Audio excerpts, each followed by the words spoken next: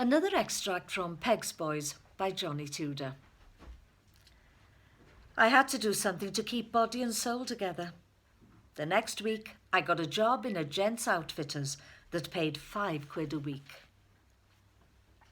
A large man of about 60 with huge feet, pockmarked skin and a bulbous nose that would have given Rudolph a run for his money was counting the petty cash with his gloves on and still wearing his hat and overcoat. I'd entered the pretentiously named Paris house on the Monday morning wearing my best suit, white shirt and tie, all pressed to perfection. I waited until he'd finished counting. "I'm your new assistant," I said. "Ah, Griffiths, is it? I've been expecting you." "This," he said, gesturing with hands as big as hams towards the fancy department, "will be your sole responsibility. Hats, ties, handkerchiefs, socks, underwear, etc., etc. On this side you will find boys' rugbies. That's boys' suits with short trousers to you. From now on, I don't want to see any of it. It will be your responsibility to keep it tidy and well stocked. But first, you must start the boiler. Over there," he said, pointing towards the back of the shop, "you will find an overall and some gloves. Then down there," another gesture, "is the cellar. There you will find the boiler. It will be your job as the junior assistant to light the said boiler every morning to heat the central heating system. You will find paper, sticks, steam coal and anthracite," he continued. "You will start with the paper, 3 sticks and 2 lumps of steam coal. No more, no less. When it is well ignited, you will place the anthracite on top. Is that clear? Mr. Jones here will show you the ropes," he said, dismissing me, and he returned to his office.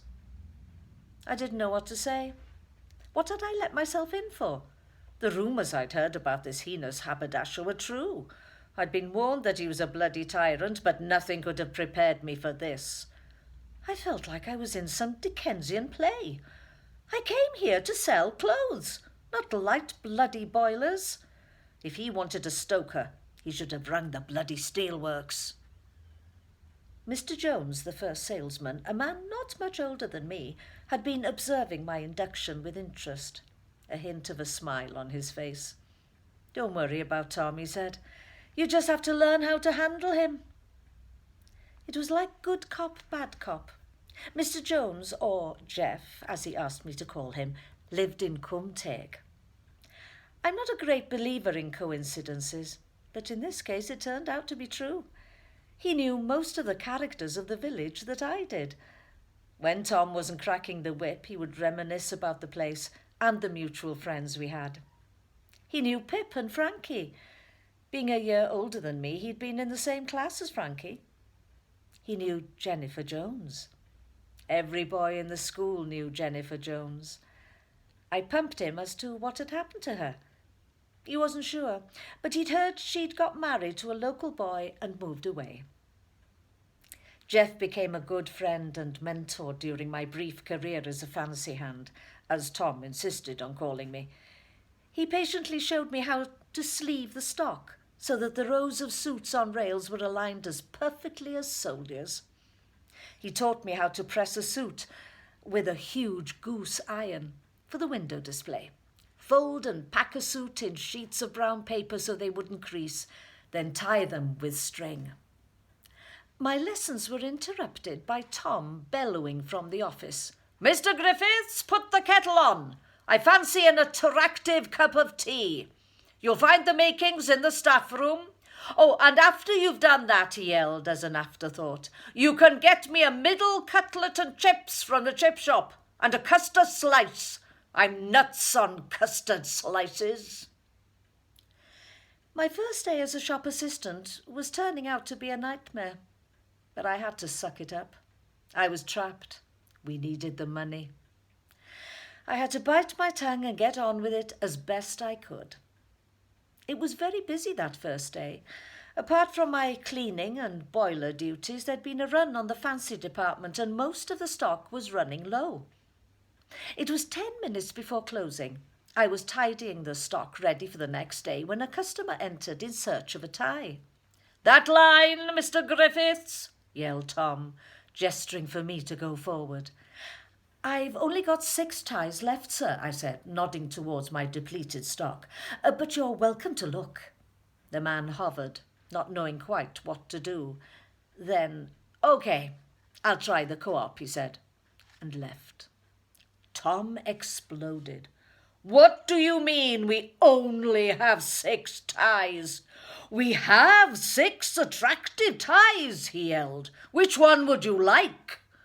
Negativity will get you nowhere, Griffiths. If nothing else, Tom had taught me a valuable lesson that I would remember for the rest of my life. Negativity gets you nowhere. Tom donned his hat and coat and made for the door. Jeff, I'm going to the Chinese laundry on paper, he yelled. What does he mean, on paper? I asked. He means if his wife calls, he's gone to the Chinese laundry. He's having an affair with a cashier at the other branch. Oh, how could anyone fancy him? You haven't seen the cashier, have you? He said with a wink. Apart from the obvious drawbacks of working for a tyrant, my time as a shop assistant wasn't all that bad. Jeff and I became firm friends, and the laughs we had at Tom's expense were many. I was pressing a suit with a goose iron when Jeff yelled, "It's the cockle woman!"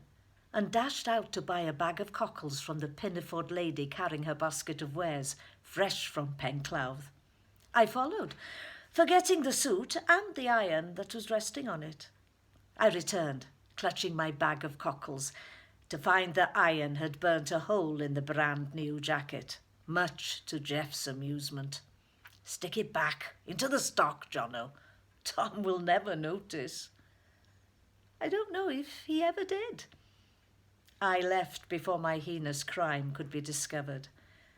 I decided shop life wasn't for me.